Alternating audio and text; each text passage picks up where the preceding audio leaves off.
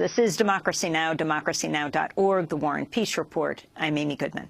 As we turn now to new allegations of child sex abuse by Western troops in countries they're supposed to be protecting, France has suspended 2 soldiers accused of sexually abusing 2 children in Burkina Faso after the soldiers reportedly filmed themselves abusing one of the victims, a 5-year-old girl. The incident apparently came to light after her father discovered the footage. The suspension of the French soldiers comes weeks after it emerged the UN failed to investigate allegations of sexual exploitation of children by French troops in the Central African Republic. Even after the exploitation was brought to the attention of senior UN officials, the UN never reported it to French authorities, nor did it do anything to immediately stop the abuse. The incidents in Burkina Faso and Central African Republic are the most high-profile to date in a growing controversy surrounding peacekeepers' conduct worldwide. A forthcoming report by the UN's Office of Internal Oversight Services says peacekeepers frequently engage in transactional sex, forcing impoverished citizens to perform sexual acts in exchange for food and medication. For more, we go to Boston, where we're joined by Paula Donovan, co-director of AIDS-Free World. Her group has launched the Code Blue campaign, which seeks to end the sexual exploitation and abuse by UN military and non-military peacekeeping personnel. Paula, welcome back to Democracy Now! Talk about this latest revelation in Burkina Faso and what it means. What it means, Amy, is that this problem is pervasive. Wherever there are foreign troops that are ostensibly protecting the most vulnerable civilians on Earth, this problem of sexual abuse and sexual exploitation is simply rampant. So whether they're UN peacekeepers or whether they're authorized under their own governments to be working in foreign countries, sexual exploitation and abuse is an absolute pandemic, and it's not being addressed or even reported by the United Nations to the Security Council and governments that could intervene together collectively to stop this horrendous problem. Earlier this month, the UN panel recommended sweeping changes to the world's body peacekeeping operations worldwide. The report came amidst revelations of sexual abuses and exploitation by UN forces in countries like Haiti, Liberia, as well as CAR, the Central African Republic. The panel chair, the former president and prime minister of East Timor, actually, José Ramos Horta, said there must be zero tolerance for such crimes. This is what has to be very clear. You commit a barbarity, you have no protection whatsoever. You are subject to the laws of the country where you are operating. You know, he cannot hide under the United Nations roof. So, Paula Donovan, does that satisfy you?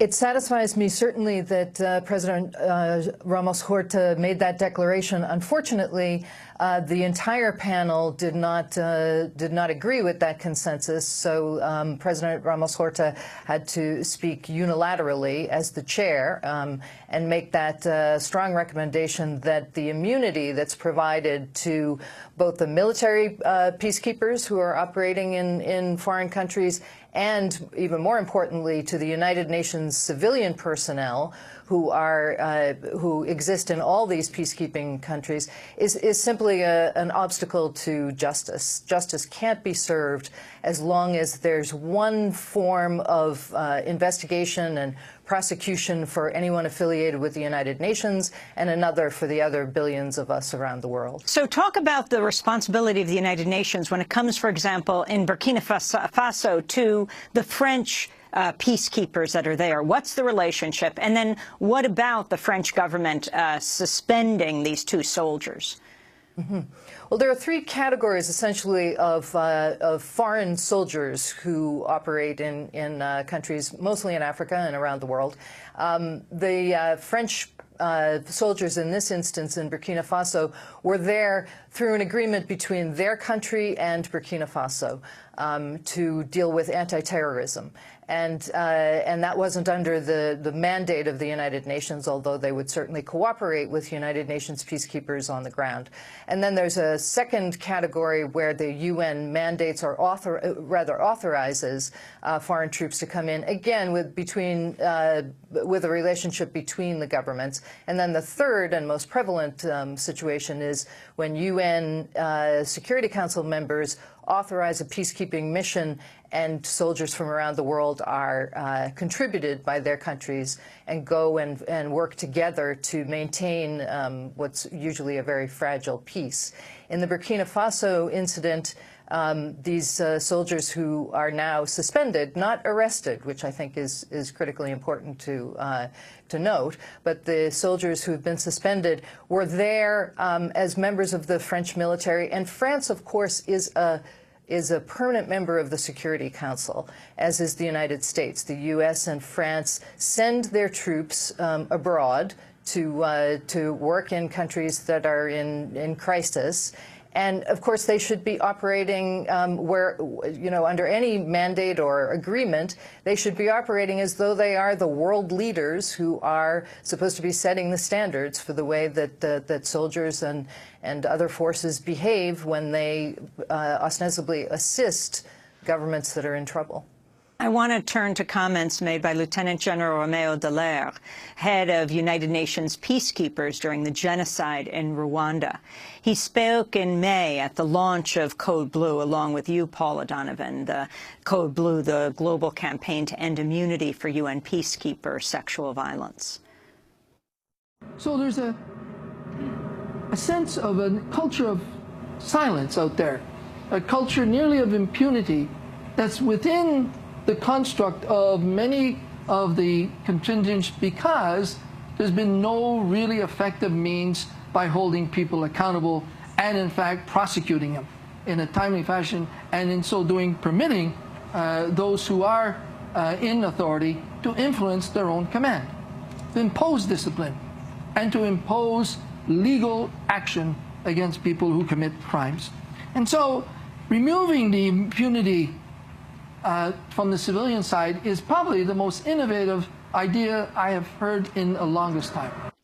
That was Romeo Dallaire, the Lieutenant General who headed the United Nations peacekeeping forces during the genocide in Rwanda. Paula Donovan, if you could follow up on what he is saying.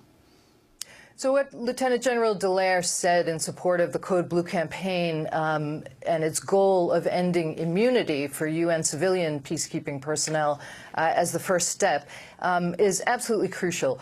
If there is a situation, which there is currently, where anyone within the United Nations who is employed by the UN feels as though they can act with impunity, do whatever they want when they're sent to peacekeeping missions because their employer, rather than the local law enforcement and local judiciary, will intervene if they're accused of a sex-related crime or a sex-related offense. So someone who's employed by the United Nations who's accused of let's say, sexually molesting a child isn't immediately brought into custody by local law enforcement. The United Nations intervenes and says, this person is covered by immunity under a 1946 convention.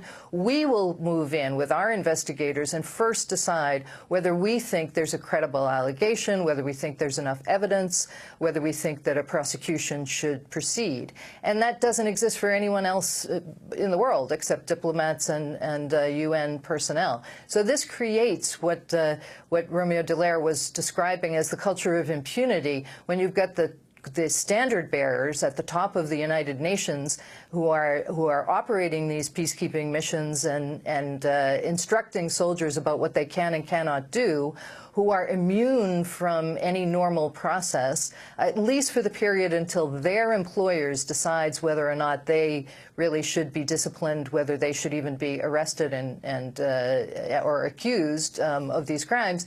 That makes absolutely no sense. The soldiers throughout the world who are contributed to peacekeeping operations will simply look at the United Nations and say, you're saying that you have zero tolerance for sexual exploitation and abuse, but we can see by your actions that you do this all the time and you get away with it. And sometimes your employer spends, you know, upwards of 18 months, sometimes 5 years, to investigate an accusation while the accused UN employee continues about his business, continues to do his work, and the UN decides whether or not they're going to allow the appropriate authorities to take action. So this just sends a message throughout the world that we are pretending that we have zero tolerance, but in fact we're quite tolerant of these offenses. Paula Donovan, I want to thank you for being with us, co-director of AIDS-Free World, which has launched the Code Blue campaign to seek the end of sexual exploitation and abuse by UN military and non-military peacekeeping personnel